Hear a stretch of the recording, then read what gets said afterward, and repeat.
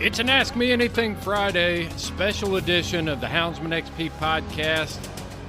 We've been through this before. You're going to hear it on the podcast, but this is how you get your questions submitted for an Ask Me Anything Friday. When you see the picture of Tuff and I in our Facebook group and the announcement that the books are open for all the questions, fire away, folks.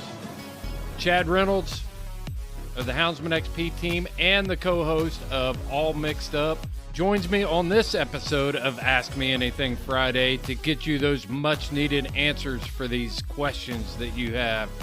The dog box is rocking. Let's get the tailgate down. It's time to dump the box. Yeah, so Chad shows up sporting the mountain man beard. If you shaved your mustache off, we'd have to call you Jad Graber. Yoder. There you go. That's the best part, man. That's the only thing I could really hammer out is a mustache. I got to keep it there. Yeah, you look distinguished. That's something. Yeah, something.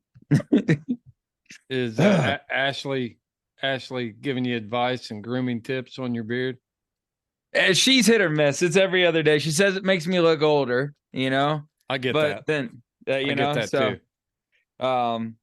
And I guess a while ago that would have been a good thing, but now that I'm actually starting to get old, I don't know if that's how good of a thing that is, you know, but she says the other day when I was out there mercilessly attacking the ducks that it looked very ruggedly handsome. So I think it's going to stay for a little while longer, you know? Oh man. That's awesome. That's awesome. Talking about getting older, man. I'm kind of spun up right now. Yeah. My first grandkid's due in about 2.5 weeks. Oh, wow. Wow. That changes things then, man. You know, it's one of those deals. It's kind of like, you know, on one hand, you look at it and you're like, what's it going to be like having somebody call me Papa or Grandpa or whatever. Uh-huh.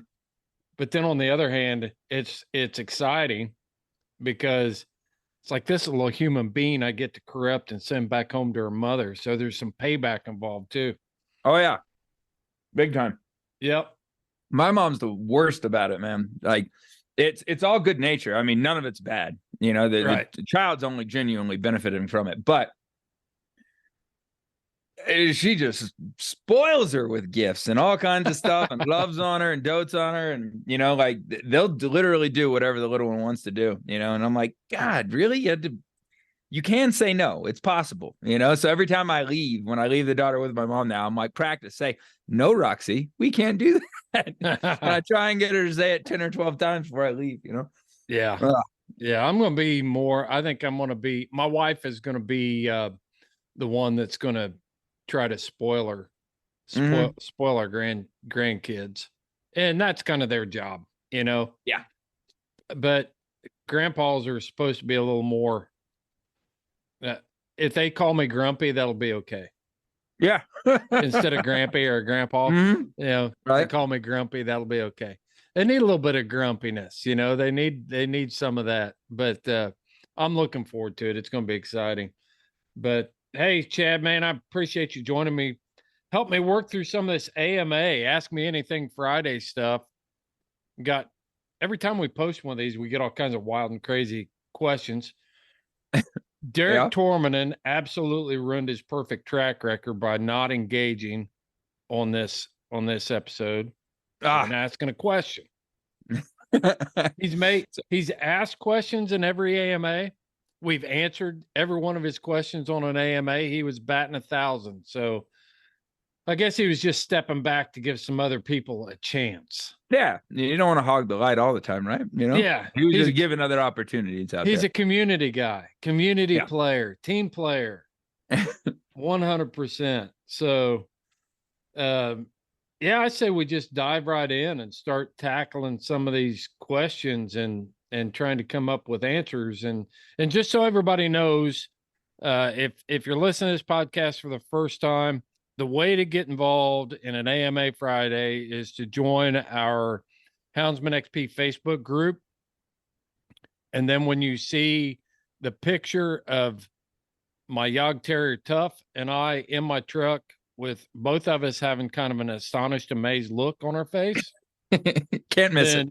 You can't miss it. that when you see that and you see it's AMA Friday time, you're going to start loading up your questions. And we have fun questions. We have some serious questions. We have some questions that give us leeway to either be the experts or make stuff up. So some of them are pretty tough. Some of them were deep thought questions, and then some of them are just going to be fun. Which question do you want to hit first, Chad? Oh gosh. And of course, Chad's eating. That's like his trademark during the podcast. It's his downtime. He has to restore his calorie energy. So he have to, man. I'm starved to death. Let's see. I don't know. We could start off light with the best cut of Sasquatch meat. That's personally, that came from John Boland. John Boland's he's been on the podcast a couple times. We did one on the first one he did was I shook hands with the HSUS. Highly recommend everybody go listen to that podcast. That's one of the top of all time podcasts. And then we had another one on sustainable living and just sustainable, simple lifestyle living. Both of them great. Nice. Yeah, both of them great.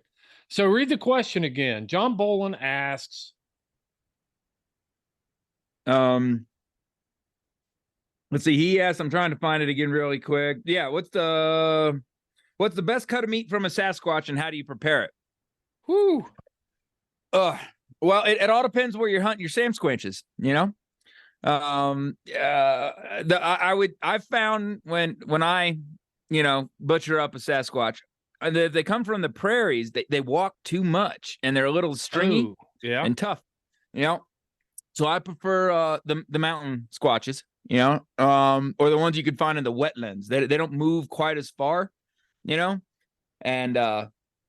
it's less aerobic activity, but the muscle in the legs is a little bit bigger because they're going up and downhill, but they aren't walking quite as long, so it's not as tough.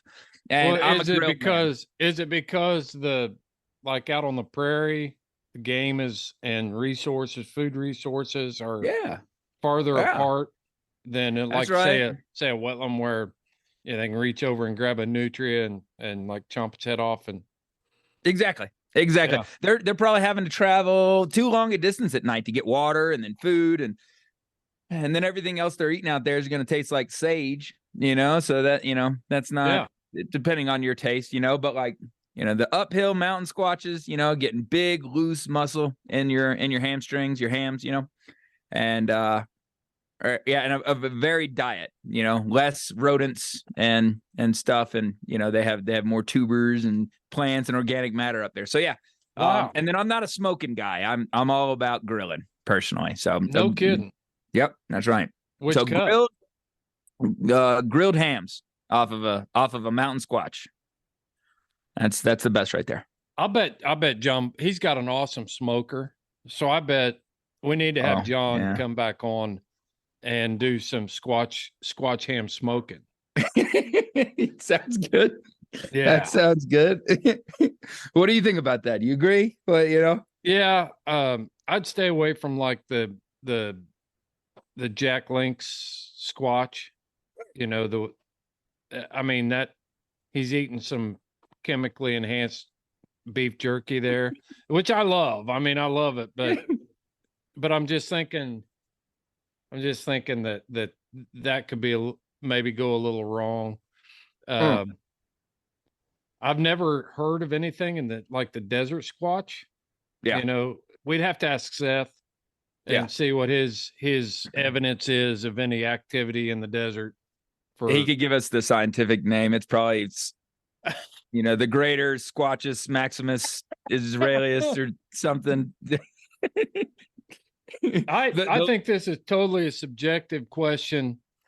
People should write in and tell us how they like to prepare squatch, what their favorite cuts are. Just hit us up on Facebook and let us know, because we're always looking for good opportunities. I bet Seth's eating squatch too. Oh yeah, surely coyote and all kinds of stuff.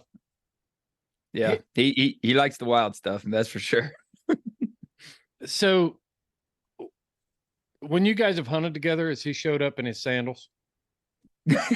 No. No. He hasn't. No, I haven't seen him with the sandals yet. He shows up in the heel at a bear hunt, and like there's cactus and all kinds of stuff. It's high mountain desert, Gila, ponderosa pine forest type stuff, but he's wearing these Jesus cruisers like up and down the ridges. I was like, "Are you going to hunt in those?" He goes, "Oh yeah, I hunt in these all the time." We treed this bear down over and we went through, I don't even know what kind of brush it was. He gave me all the scientific names for the brush and stuff, but Yeah. It had a bunch of thorns on it and stuff, and he's just cruising through that stuff in open-toed sandals and pair of long pants. Yeah, not even Crocs, right? We're not talking four-wheel drive Crocs. We're talking. No, these are like, he told me the brand because I asked him what I say. I can't remember what I call them. He's like, "Dude, I don't wear those types of sandals. These are Tevas or something like that." You know, right? He's real elitist about his sandal choice too. Oh God. Yeah. This is, you have to be when you're doing full contact sandal hiking. 100%. 100%. Yeah. Hey, let's look at a serious question and see. All right. I like the one. I like the question, and I got to find it because I've got this saved like in 3 different, on 4 different photos here. I want to find the one. It's about the handgun choice. Oh, okay. There you go. Well, let me find the exact question here. Oh, I got you. Have you got it? It says, yeah, I'll read it to you. Is it common practice to carry a sidearm? I carry a 9mm for yotes and other predators, in addition to your 22 or 17 rifle while coon hunting. Is that the one you're talking about? Yeah. All right, and that's Anthony James Anderson for that one right there. Yeah, Anthony, thanks for that question. And I'll just address it. For years, when I first started working as a conservation officer in the state of Indiana, then, it was actually illegal to carry a firearm while in pursuit of raccoons during what we call the chase season, summer season. So it was totally unconstitutional. And then somewhere around 2005 or so, they made a decision that handguns with we had a handgun permit at the time. We don't even have that anymore. But with the proper personal protection permit, then a person could carry a handgun. So it's always been a common practice, though. I know people that have done it for years. I ran into people while I was working, and they would be carrying a handgun. And I always kind of use the rule of thumb that if you're carrying a 22, a Ruger Mark III 22 with a laser sight and a scope on it, that's probably not a personal defense handgun. So you were actually operating outside the law. Could you use it for that? Yeah, but I'm not going to blow smoke up your skirt. Don't try to blow it up mine. That's not why you were carrying that. Mm-hmm. So I thought, I always encouraged it because I can do more for coyotes and other predators with that 22 than I can with a handgun anyway, more than likely. Oh yeah. Yeah. They don't let you get too close to them. I guess there are some certain circumstances where you could bust one out of a thick cover or something and fire off a shot with a handgun, but you don't want to reach out just a little bit more most of the time. Yeah. Yeah. I'd say exercise your Second Amendment rights. And if you live in a state that's not America, then make it America. That's my theory on it.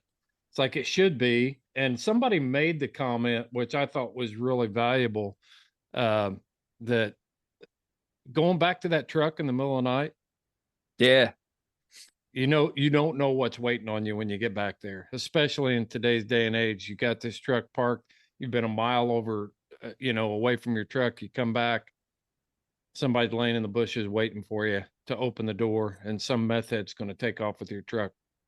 Oh, I had a friend back in Florida that talked about coming back late hog hunting and loaded up all his dogs and got him all situated and was sitting there texting his wife, like, hey, I'm on my way home. I'm about to head out, blah, blah, blah, blah. And all of a sudden heard like a bump, bump, bump, bump out from under his truck. And then some crackhead went taking off into the bushes. And I guess he was underneath trying to cut out his converter, his catalytic converter. Oh, man. Heck yeah. Yeah. And he was late. And he loaded up the dogs and everything and never even knew he was under there, And then I can only imagine if he took off and started driving, if he would have, like with the trailer, he could have cut the corner and ran him over or something, So, yeah. So who knows, Yeah. You just talk about the catalytic converter thefts and all of a sudden there you are. David Williams got his, remember like 2 years ago down at Tyler? Yeah. At the hotel at the Terrier trials. Yeah. And got it out too. It was gone. You know? Totally lost it. That thing was so loud.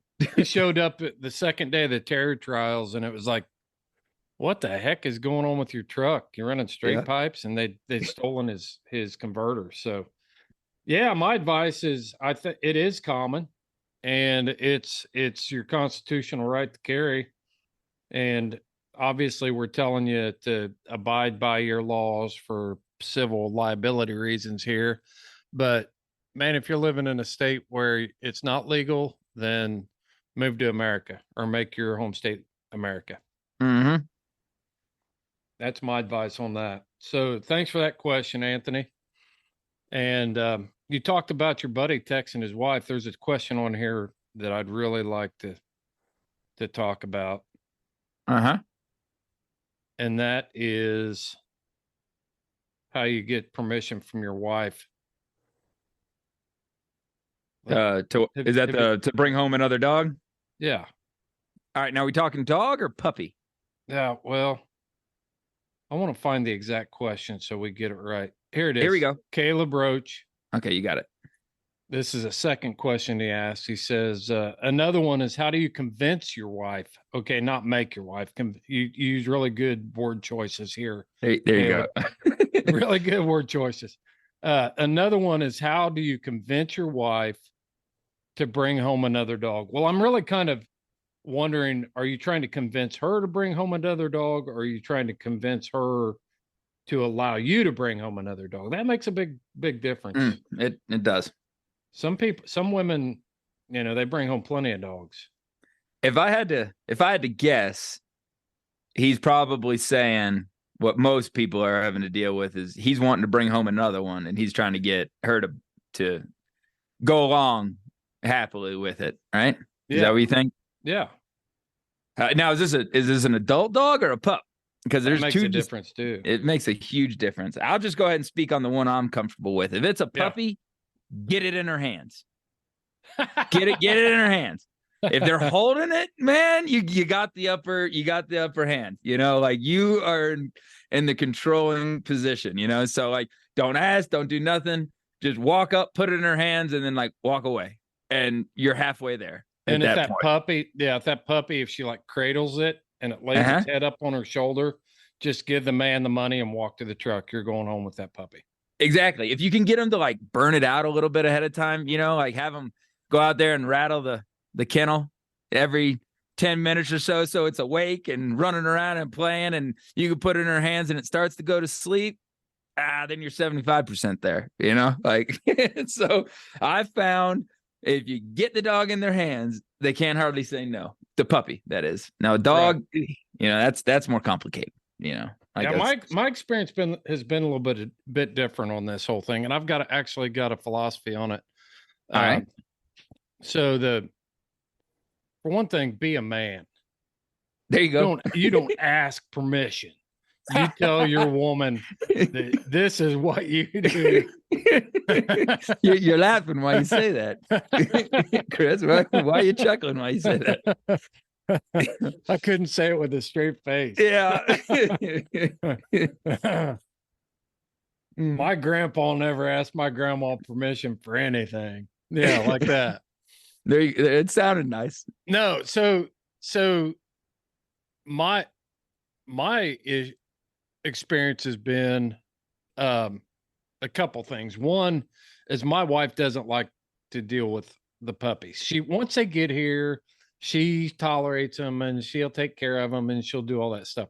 But she doesn't like, puppies dragging stuff around and chewing stuff up on the porch. And because all my pups run loose, they run loose around here and they come in and out of the house and then they're peeing on the floor. And then, so it just creates a lot of drama. So what I've found is an older dog and a bark collar, they can be in the kennel for a week or two before she won't even know it, before she even knows they're here.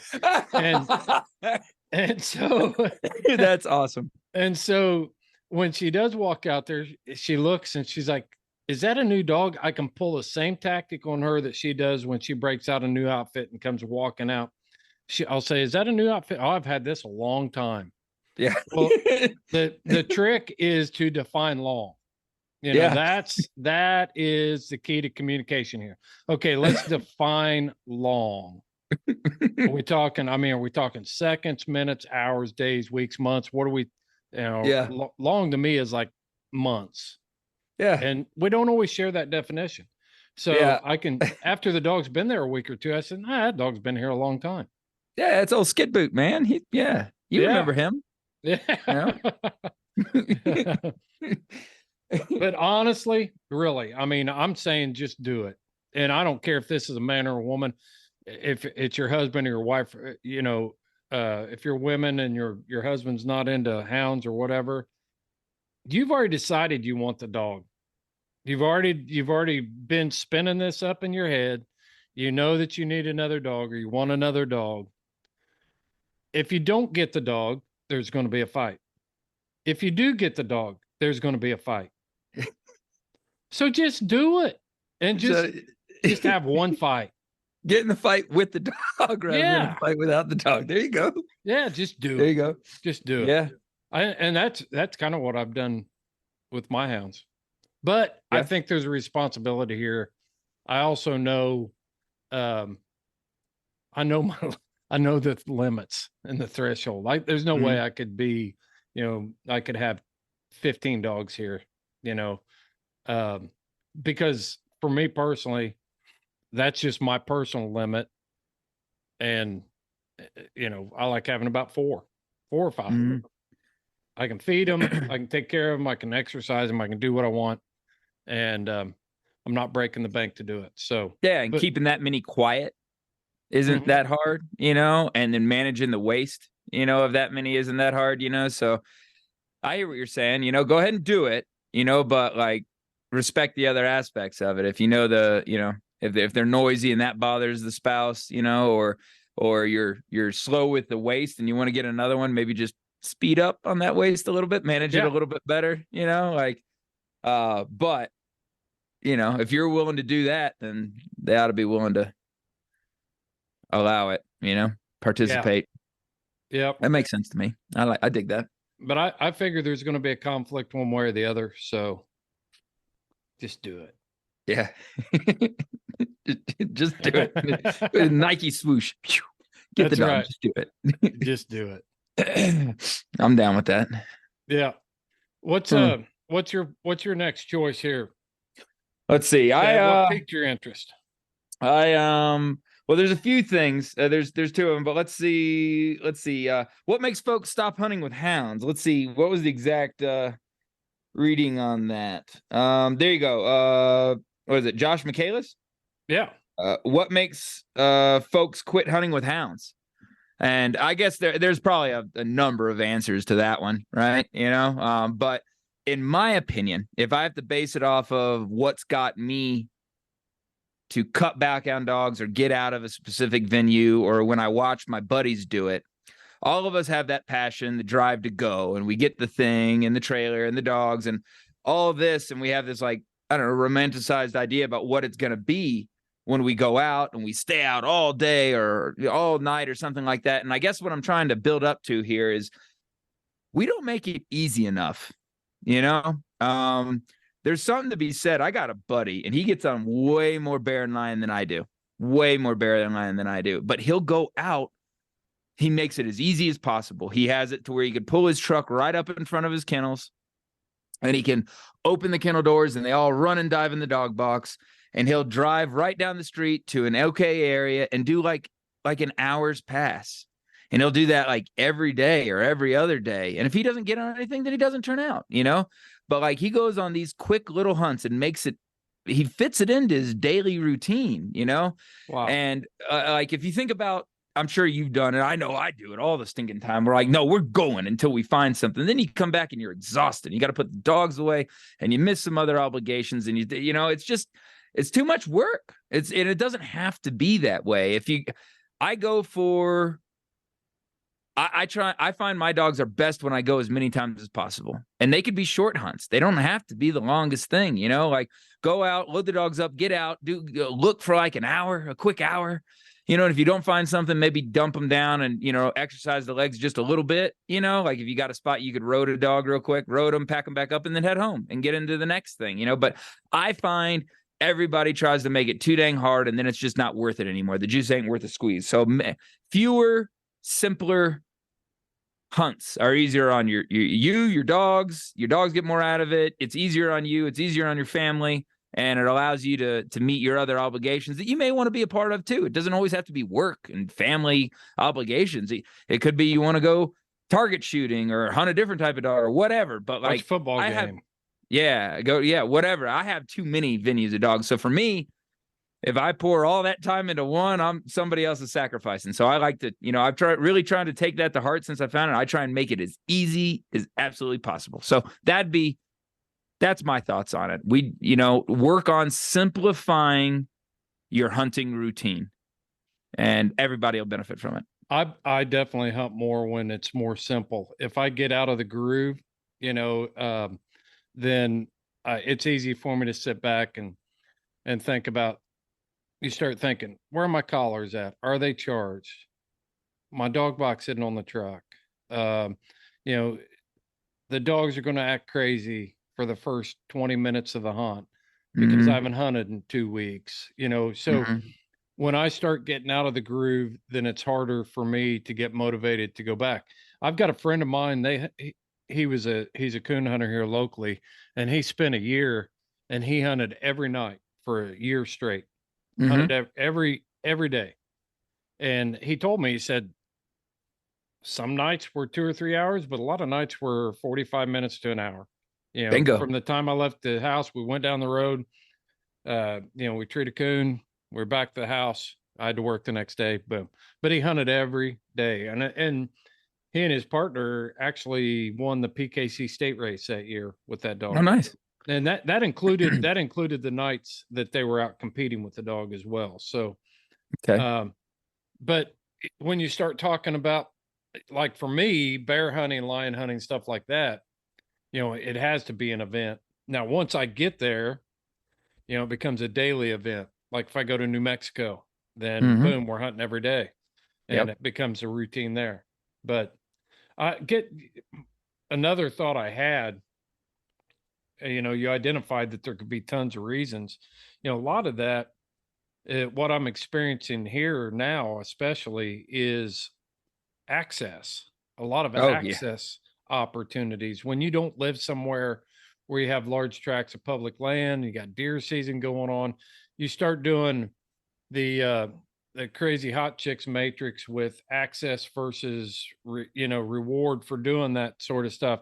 And thinking about where you're going to go and busy roads. I know a lot of older guys that have quit hunting that just like, I don't have any place to hunt anymore. They didn't keep up with changes on land ownership and a lot of that stuff. So that could be part of it as well. Oh, 100%. Especially if you got a long commute to your, good spot or where you want to go, or you have to go these days or that time of the season. I got a lot of land around me that's all private that I have rights to, but certain times of the years, it's all leased out to the outfitters and everything. Yeah. And it makes me travel further earlier in the season. And as the cold comes in, it freezes everybody else out like a bunch of mosquitoes and the whole world's mine again. So I can't wait for it to get so cold. Nobody else wants to party. But I have to travel further in the beginning of the season, like right now I'm having to travel further if I want to run fur, so I definitely could see that. And like you say, don't keep up on access. You know what app I use on my phone more than any other app besides the podcast app to listen to this here podcast? I use onX. onX Maps is the most comprehensive mapping system for hunters on the market today. I use it all the time. When I was in New Mexico, I was looking at 40,000 acres of ranch that I needed to learn. I flip open onX and just start studying the map. When I'm riding trails, I put the tracking app on. It helps me get around in strange country. I could mark water sources, food sources, bear sign, just all kinds of options within onX. You need to check out onX Maps by going to houndsmanxp.com. Click on the link on our sponsor page. You'll go right to onX Maps, and when you check out, enter the code HXP20 and you will get 20% off of your order. Know where you stand with onX. That's important, and speaking of which, I've already got my mind made up, like I try and do simple things for my landowners that give me rights, like even if it's as simple as sending a Christmas card with a genuine thank you written in there. My wife does all this. So when I say idea, that's why you don't want to make her mad about dogs. Yeah, right. But like she'll participate in it, and it just a quick little Christmas card saying thank you for the opportunity, man, that goes a long way, that goes a really long way with maintaining landowner rights, Maintaining landowner permissions could be a whole podcast in and of itself, really. I was thinking the exact same thing now. I was like, man, I could talk on that for like an hour, easy. Yep. Health issues are another reason. Some people, some people just get to the point they have new health issues pop up and they simply can't go anymore. That could be it. Or feel they need to go with a buddy. I got a distant friend that has a heart condition, and he feels like he only should go hunting when he's with somebody else now, Mm-hmm. So that could definitely, cripple your hunting a little bit if you got to be play by somebody else's schedule or you can't even make it up the mountain anymore. God forbid. Oh God, that sounds like a nightmare. I don't even want to talk about that. I'm going to be able to run to the top of the mountain forever, Chris, forever. I'm never going to get old. I've decided against big Newtons and you're going to be struggling. That's right, man. Them are the good ones. Those are the ones what are those, Nature Ways or something? Nature's Bakery. Yeah. And that's the apple flavor. I haven't seen the apple flavor. That's the best breakfast one they got. They got the raspberry and the blueberry, and those are pretty good, Yeah.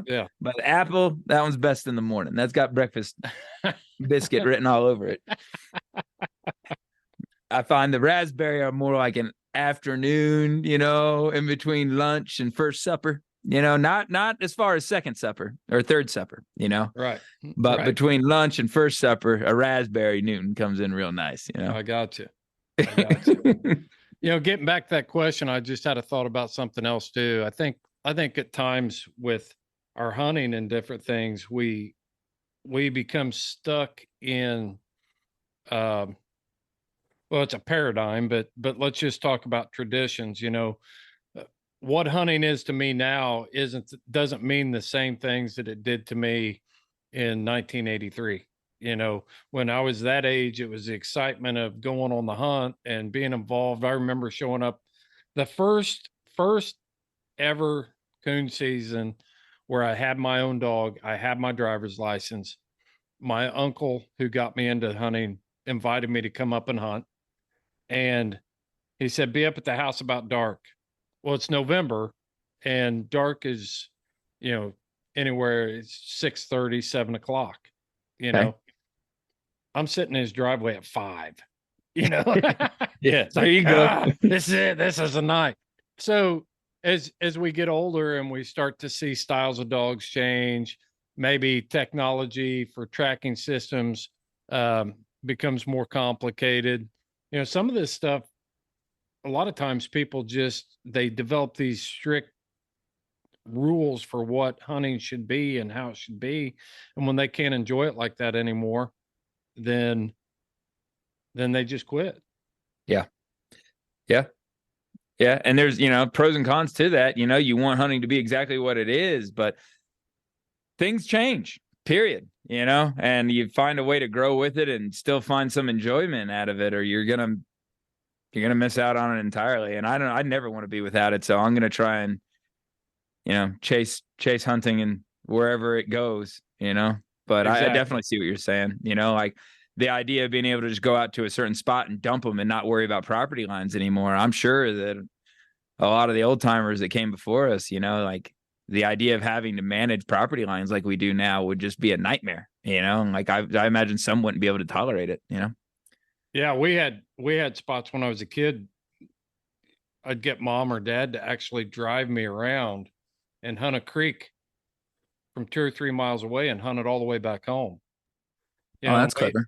And we had dogs were different though, because they were closer hunting dogs, things That's like right. that. They weren't turning the dog loose and you're walking a mile in some weird direction to go get them. They hunted around you, they hunted with you. But we crossed all kinds of properties there. There was a nursery and there was a guy that owned a car dealership that didn't live there. But we just hunted it. Nobody ever said anything to us and nobody cared. So I kind of fall into that too, where there's only one place that we got a little nervous because we called her the rifle woman. If you got too far, if you got too far to the north, if they hit the branch and they went north on you and treed up in there, then you wanted to sneak in there and sneak out. I never got shot at. I think it was just her own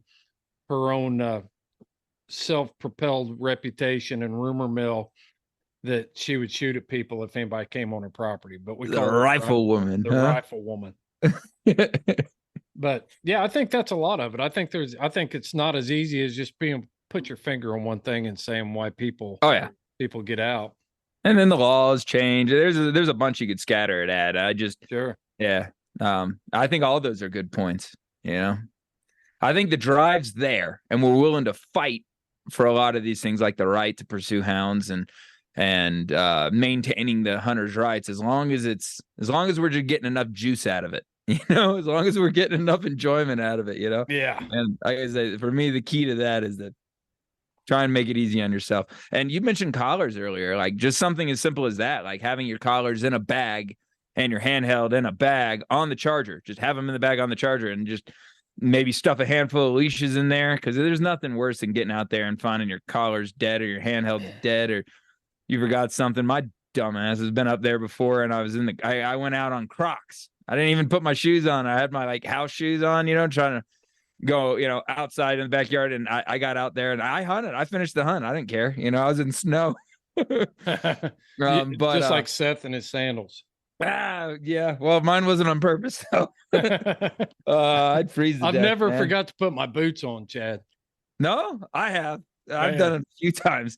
Or ended up in the really cold season, I'll put my mucks on, that I use for stomping around out in the dog yard, like when the snow's up to my calves, and I'm just shuffling around out there doing dog maintenance or something like that. And they're like, you know what, I'm gonna go. And then just throw the only time I've ever done the side of them. What's that? The only time I've ever done it is like when I was going to a competition hunt, or I was going somewhere to meet somebody to hunt.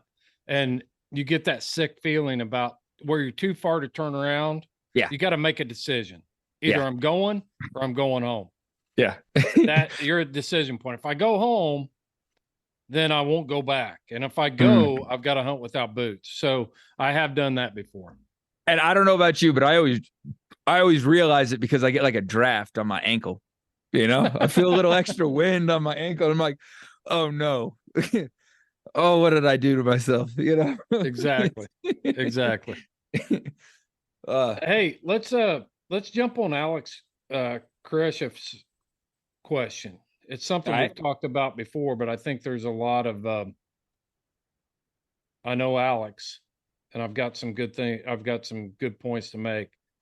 Alex writes, is it really that bad to include a kill shot in your YouTube video or social media posts? The question that has been bantered around on this podcast, other podcasts, articles have been written about it. What's your thoughts? I guess it all depends on the game, and what you're hunting, and then how it goes down, because I've seen every end of the spectrum. I've seen like some deer hunting videos where they make a rifle shot and the deer just folds up and lays down, and like that's fantastic. I think that personally, I think that's fine. I don't think there's much wrong with that. Now, if on the other end of the spectrum, I've seen like a deer hunting video where it got crippled and they had to bring in the dogs, and it was a gut shot, and they had to bring in the dogs to track it down. And then, the dogs are smaller dogs and they're baying this deer and it's like standing in its own guts, and I'm like, God, don't put that on there, like, we don't need to see that, so I think it's on a case by case basis, like, there's folks that say don't talk about hunting at all, and I think that's wrong. Like, it needs to be. I feel strongly that if we hide everything, then we're making it seem like we're doing something wrong, and it won't be a part of society. But on the other end of the spectrum, I know how babies are made, man, but I don't need to see a video of it, dude. It's right. Not, like there's a line to cross, and I feel like we do a pretty good job nowadays of starting to police ourselves, like approving of stuff that looks clean and then speaking up about the stuff that probably shouldn't be out there, So I like, if it were to be a rule, no, I don't think all kill shots should be out of it, but like, take a long look at it, talk to your buddies, maybe get involved in somebody that has like if you're talking specifically about social media, maybe talk to a fella that is big into social media, get their buy-in, and try and go from there, because I know we want to share. We're proud of what we do, but if we're putting it on social media, we're kind of speaking for the community as a whole. So I don't think it's the end of the world to get a little bit of buy-in and try and protect this awesome thing that we all like to enjoy. Yeah, I think anytime you start putting hard and fast rules on something that you're engaged in a mindset to lose, you can't ever put a hard and fast rule on stuff. One thing that I would say, you can usually tell pretty quick whether or not a video is what the purpose of the video is. Is it an ego boost for you? Or is it actually adding value to the hunting community, the way you post things? And there's a lot of different things, different directions you can go on this, as far as that goes. But I think it comes from just taking a moment and asking yourself, why am I posting this? Why am I posting this particular thing? Because you can scroll through social media and develop a pretty good idea of that person's, the kind of person they want to portray themselves by why they post. That's how algorithms are built. That's why we see things in our algorithms that reflect our interests, because they're taking what we post and then trying to put us together with other like-minded people so that we form this community. Right. So I think first thing we need to do is ask ourselves, why am I posting? Is it a brag post where, I can be the macho man and show this, or is it serving another purpose? And there's nothing wrong with, showcasing your hard work. I'm not saying that, we need to, be able to do that. A lot of it is the presentation as well. And Brad Luttrell pointed this out, like with GoWild.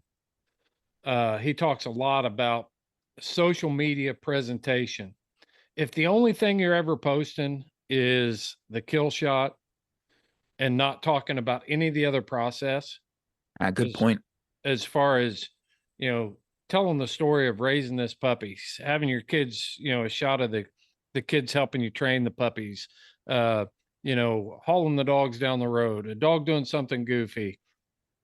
And the only thing you're showing is the grip and grin or the trigger pulling. That's such a perverted, narrow representation of what we do. So I say that as long as you're telling the other parts of the story, and Alex does an outstanding job at this, by the way. I mean, that guy, he's always posting values and intrinsic values of hunting and the kids and friends and storylines about the dogs and all kinds of things. It doesn't even shock me that if he would post a shot of a bear coming out of a tree, not shocking at all, because I've known his track record behind other stuff. I know other people that the only time you ever see a picture from him or a post from him is a bloody bear draped across a dog box and being like, yeah, I got it done today. Right. You know, like, cool. Great. And I think we have to be very careful, though. I just recently saw a compilation of kill shots that's being circulated in a state right now where some hunting rights are going to be on the ballot in 2024.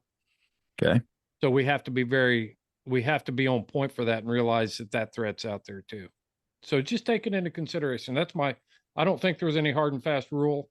If you guys want a good example of how to do this successfully, follow Alex, because he's got some good stuff out there. Yep.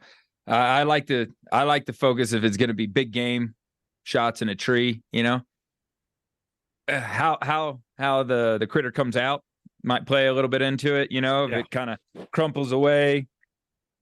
All right. And falls down in the bushes, and just keep the camera up in the tree. You know, if you have a dog down that's going to go, you know, put a mouth on it a little bit, you know, or if it hits every branch on the way down, like a pinball machine, you know, like that probably doesn't need to be on there.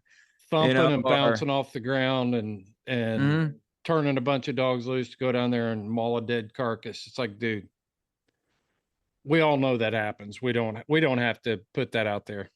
Yeah. And they can take that video and make it say what they want it to say. You know, we all have let our hounds mouth a dead animal, you know, to put some taste with the odor and really, you know, get in there, get a good nose of it, and, you know, reward themselves for the chase a little bit. But if you have a handful of them and they're kind of jiggling it around a little bit, if you turn the camera angle the right way and zoom in, you know, they could make it look like that animal's still alive. They could do a lot of stuff, you know, and they could edit your videos. So it's not just from beginning to end and like, see, it is dead. Well, they didn't take the full minute video, man. They took the 5 seconds, and it looks like they're chewing on a live one or something like that. So, like, think of it that way. Think of what these people that hate what you do could do with it, and then try and go that way. So I think that'll help keep us out of trouble. Have you looked at any of the things they're able to produce now with artificial intelligence? No. Oh, you mean the AI paintings or whatever? Yeah. I mean, voice replications, video taking your face. I don't know what it's going to look like in the future. I mean, it's the cards are stacked, the deck's stacked against us on this thing. As far as being able to effectively represent ourselves in a social media arena as hunters, because they can basically take your face and it's crazy. I'm not even going to try to explain it because I don't understand it, but it's coming. So it's coming. What's next, buddy? Let me see. What was I thought one was pretty cool. Let's see. Let me find the fella. All right. So Jacob Morgan said, since deer hunters just want to shoot big bucks, could you train a deer dog to only run bucks and not does? If you think it's possible, how would you go about training one to just run bucks? And I put a little bit of thought into this one this morning, not too much, you know, but in my opinion, it could be done.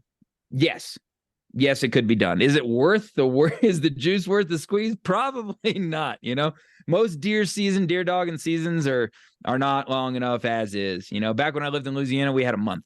That was it, you know, and the amount of time you'd have to take to train it. And I'll get into real quick, briefly, you know, how I would go about training it, but like the time it would take to train it and the amount of time you have, to me, the juice ain't worth the squeeze. If you could run for whatever reason, let's just say you could run deer year round, then yeah, 100%. But I think the easiest way to go about that is it'd have to be seasonally too. But I would focus on associating a male, a buck in rut, the odor and all the extra stuff they have going on, we could smell a difference. So to a dog, it's glaring, right? So I would work on focusing that as a stimulus, I get one with that big soggy patch on his forehead, and work with that from a young age, and then only run them in certain times of the year. And that's the other thing I'm talking about with, like, is it worth it? Could it be done? Yes, it could be done, but is it worth it to only have a dog that you only run during buck season, like during like the main rut, So I think that's the way to go about it. Land tracks, land trails, only turn them out on bucks in the rut that are worked up. And then after you've associated reinforcement with that odor, then you start breaking them off of the does when you see them run it. And 100% you can train it. If the deer dogging guys right now can get a deer recovery dog to identify the wounded deer and disregard the others. Right. I don't know about you. I can't smell the difference between a deer and a bloody deer, but the dog can. But I could sure as heck smell the difference between a doe and a buck in rut. I don't even have to walk all the way up to your truck sometimes to know you got a ruddy deer in there, So yeah, I think it's definitely possible. It really goes back to a lot of the things that Heath talks about a lot, and the things that we've all, all of us that have trained law enforcement dogs, is scent discrimination. Bingo. You have those dogs have the ability to do scent discrimination work. If they can tell Chris Powell from Chad Reynolds, they can tell the difference between a buck and a doe. Mm-hmm. So the only problem I see is, if you're free casting dogs, there's a lot of front end work that you got to do to get to the point where it's not going to strike a doe. You know, so it's a little bit easier in my mind to train scent discrimination in a human tracking dog, because I know my quarry. I know this is the person I'm looking for, and they need to ignore scent from everything else. But if you're just going to generally broadly train, only go out and run male deer and disregard, I don't know if it'd be easier or more difficult. In my mind, the way my mind's wired, it seems like it'd be more difficult. I can't set up standards in control situations. Oh yeah, definitely. Controlled environment. That's the big thing with narc and bomb detection. Like you control most of it until it's a trained, behavior that you can replicate over and over and over again, and then you take it to the field. It'd be hard. Now if you had a giant high fence, you could move through the steps far faster. But you talked about scent discrimination, and I figured I'd share something, with the listeners that I found is like the best way to describe it. And I got this from a fella named Jerry Bradshaw. He's the owner operator of Tar Heel Canine, juggernaut in the dog training world globally. But he likes to talk about scent discrimination as like, we come into the house and the old lady's been cooking some apple pie, and we come in and then apple pie, that smells good. Whereas a dog comes in and goes, cinnamon, brown sugar, flour, egg yolks, like it's all broken up. Yeah. They smell, they can discriminate the scents. And that's how narc and bomb and everything works. Like, without getting too far into it, we teach the dog, a bomb dog, to identify these number of odors. And as long as they can identify these whatever number of odors, they can find every explosive, that we need to find, because every explosive has one of those simple odors in it to it. So if you can isolate, the buck in rut odor, now you're going to have a gray line there where adolescent males, where like maybe there's a little bit there. Maybe they've still got their own pheromone hormone thing going on, where they're going to never detectable to us, but they're definitely going to be different. It's like when there's a woman around, it's, if you're standing there with a bunch of guys, it's like you almost know when a woman walks in the room. You're kind of like, seriously. I mean, there's something to that. That And dogs are more acute in that sense than we are. Oh yeah, they got the tools that are way above ours. So,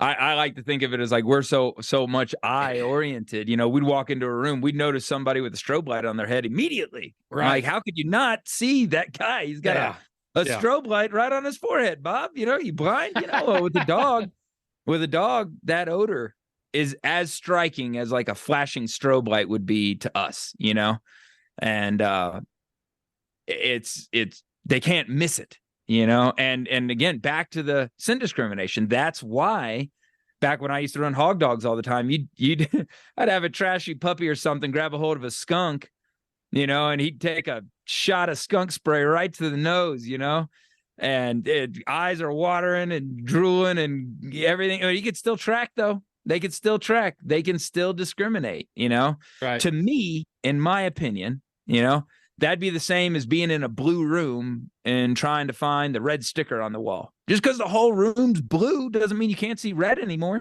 Yeah. You know, with our weak nose, it could be overpowered. That's a fact. I have no doubt. But they have a highly tuned nose. So, like, even if everything smells like skunk, they can still smell the little bit of deer or the little bit of coon or whatever, you know, like it's right. They can still discriminate the two. They can isolate each. So, we haven't even scratched the surface on our understanding of what a dog's nose can actually do. I mean, I would love to walk through the world one day like that. Wouldn't it be cool? Wouldn't it be cool? It'd be wild. Amazing. It'd be wild. Yeah. Yeah. So, yeah, let's look for another one. Blake Doyle, I'm going to answer this real quick because the question is, in episode 64, I believe your guest was discussing a dog that was having occasional seizure, epileptic type issues. Chris, seemed like you had some info you wanted to share, but didn't want to get off topic. I have a dog with similar symptoms. Usually only happens after a hard race. He'll circle for a bit, almost act blind, mainly in the right eye. Had blood work done, nothing abnormal, no tick-borne disease, but thyroid tests did test low, so started him on medication. Just curious if anyone else has seen similar issues. Well, if I had a thought about this, Blake, I can't recall what it was. You know, it's a pretty long and lengthy question that you have for us that maybe some people that have had similar issues could message you on that and give you some of their experiences. I've personally never had a dog that had seizure issues. Going back to the thyroid thing, you know, we've had enough veterinarians on the podcast to talk about looking at all of the other issues that could be contributing to thyroid malfunctions. Make sure you're checking all those boxes. So not a lot of reason for me to spend a lot of time. I appreciate you asking the question, Blake, but like I said, man, if I had an original thought about that, it has escaped me because I don't recall. What you got, Chad? On that one, the only things I've had some sight hounds that had I'm trying to bring up just so I can make sure I get the blood work right. I've had a dog that had seizures, you know, some pups that I got into that had seizures, and I've had an older dog that went a long life and had no issues in that regard at all. You know, that never had any seizures, were healthy, powerful running dogs with powerful hearts and everything like that. And then one day loaded the dog up and everything was fine, you know, beating their tail, you know, beating their butt and elbows all the way to the dog box and dove in there. And then got to the field and the dog had passed and had seizures. It had a bunch of hay in its mouth, coming out its mouth, down its throat. And it was just, you know, I'd like laid down in the straw, you know, in the straw that I had in the back of the dog box and just hyperventilated and seized. That dog, the vets did every test they could on him. Everything was fine, you know, afterwards. But I had two young pups that I had just gotten from a gentleman that started showing, you know, some epileptic issues, you know, and it's only been these three dogs in my entire life, you know, and all three of them just happen to be sighthounds. But the pups, we did blood work on them, and I am for the life of me having trouble pulling this up here. But I believe it was kidney failure.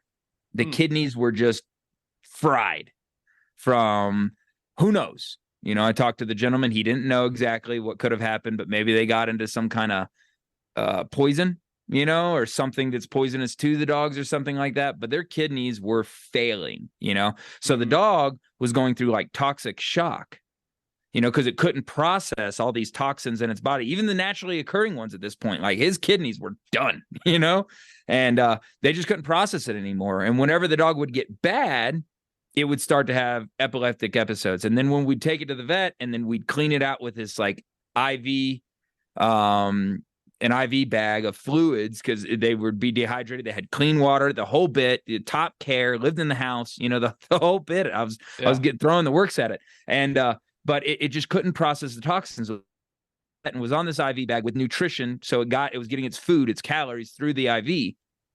It would clean up and the behavior would go away.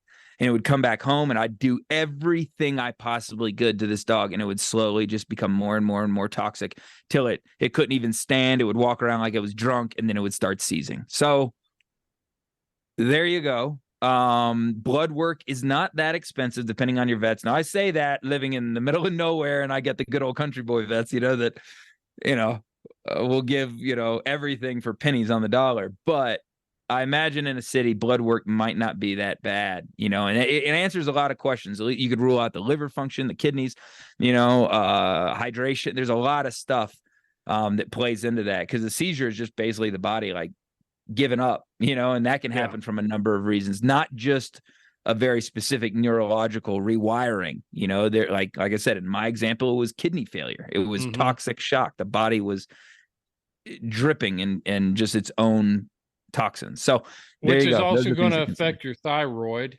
Yep. So you've put your dog on a thyroid medication and you've treated a symptom, but you haven't found the cause. That's what I'm thinking in this case for you. Yep. Well, you got anything else, or we're going to wrap this one up, Chad?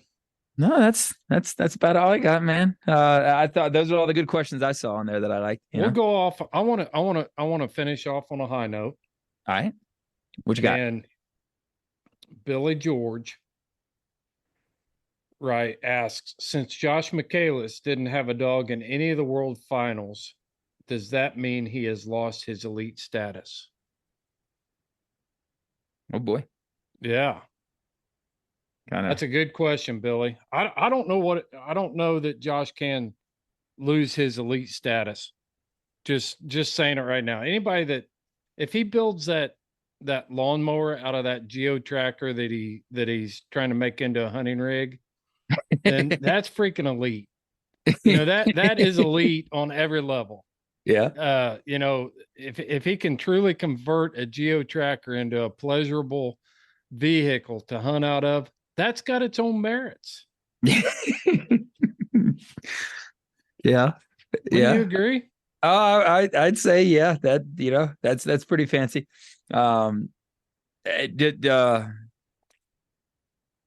He's also willing to share. And most time, when people truly achieve elite status, they're willing to share.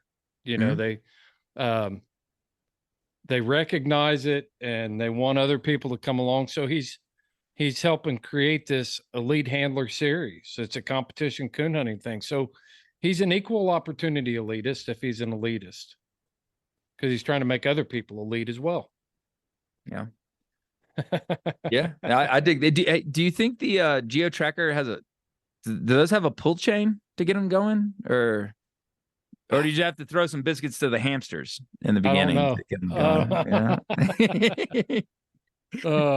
But no, to go back to what you're saying, yeah, man, those that are willing to get out there and then help bring other people in, answer questions, dedicate time. God, that one I'm finding is, the people that take this seriously and hunt as hard as they possibly can and put that much time into it, if they break off a few minutes to share with, a beginner or somebody that just wants to get a little bit better at it, I mean, that's the most valuable thing I have, I'm not rich, but I'm okay. I'm doing okay. There's anything more valuable than time.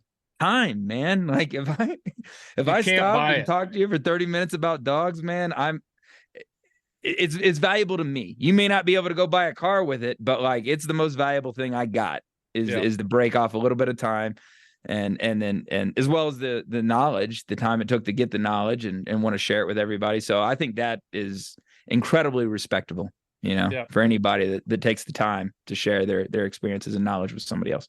I know Billy George was having a good time and poking fun at Josh. Josh can take it. He deserves every bit he gets. And he actually kind of likes it too. So, but yeah, Josh is one of those guys that, like you said, is willing to share his time, and that puts him in an elite status. There's way too many people that are trying to hold their cards close to the vest and act like they're sitting on, the treasure map to success, and they don't want to share. And that's really not good for our community or our culture. So anytime you find somebody that's willing to put themselves out there and put their opinions out there and share that knowledge with other people, that puts them in elite status in my book. I agree. And for two simple reasons, there's multiples, just like the other things we're talking about. There's multiple reasons, but the two glaring ones for me are, one, the willingness to help others. Like that's important. This sport will go away if we don't help it grow. We need to get out there with the kids. We need to get out there with new people. We need to take, people that won't even own their own dogs hunting sometimes. And the people that want to be better at it, we need to put the good knowledge in their heads to make them better. And, it benefits all of us. So just the time it takes to help out the young people in the game, either on age or experience in this venue is super important. And then on the other side, man, it's real easy to act like a know-it-all when you never say anything. It's real easy to act like a know-it-all when you just don't talk, So anybody going out there and giving their opinions and saying what they thoughts, and here's what I would do, or this is what I think, or here's the way I do it. There you go. Like be confident enough to throw your stuff out there. You're going to get some people that, are going to chew it up, but whatever, there's 1,000 ways to skin this cat. But if you aren't talking, if you aren't sharing your experiences, I don't know, you're too afraid of getting them challenged, maybe. So maybe what you're doing really ain't that great after all, So, steel needs to be tested, So I hear you. Those are my thoughts on that. Yep. No, I really want to just rip Josh a new one, and then you talk me out of. Yeah, you really talk me out of it. But yeah, well, we can. We still can. We can go back to that Geo. All right, man. Well, hey, I appreciate you taking time, Chad. And for everybody out there, watch for that. Join our Facebook group. Yeah. And we have a lot of fun in there. Randy Tivis is back to posting a lot of cool videos of coyote hounds and side hounds chasing coyotes. Chad's posting a bunch of cool. Yeah. Chad's posting a bunch of stuff. It's really a great community, and encourage you to join us over there on our Facebook group. We have a good time in there. And you can also go to our website and purchase some merchandise from our store. We've got long sleeve tees, we got short sleeve tees, we got hats, we got all kinds of stuff in there, decals, tumblers. We got a bunch of stuff in there, and that helps support this show and keeps the lights on, so we can keep answering questions and fighting the good fight and having a good time for all of our hound hunting friends out there. And one of my favorite hats is that gray hat with the Houndsman logo off to the side of it, and it's got the mesh back, for the hot weather, but it's got that, I don't know, that tannish gray up front. I love that hat. Yeah. I got blood all over it up in the north game bird hunting. So now it's got blood. I got hot as heck and put it in the back of my game bag and then stacked a bunch of bloody birds on top of it. So I messed it up. I'm gonna have to get another one because that was my favorite Houndsman XP hat right there. Post a picture of it, man. Post a picture of that well-worn hat. I love seeing those hats that are used for more than just going to town in. There you go. All right. I'll put, when we hang up, I'll go ahead and put that on there, 100%, I still wear it. Cool. I'm not going to stop, it's got chucker blood and everything on it. I'm still going to wear it. maybe not to church on Sunday, There maybe, you go. maybe not out to the wedding, or There you something go. like that. For sure. All right, everybody. Thanks for tuning into this AMA Friday. Make sure after you join our group, you look for that next photo of Tuff and I, and post those questions up. We have fun doing these, and gives us an opportunity to kind of get off some of the serious stuff, have a good time, have some laughs, and share our knowledge with you guys. So that's going to do it for this episode of the Houndsman XP Podcast. This is Air Checks.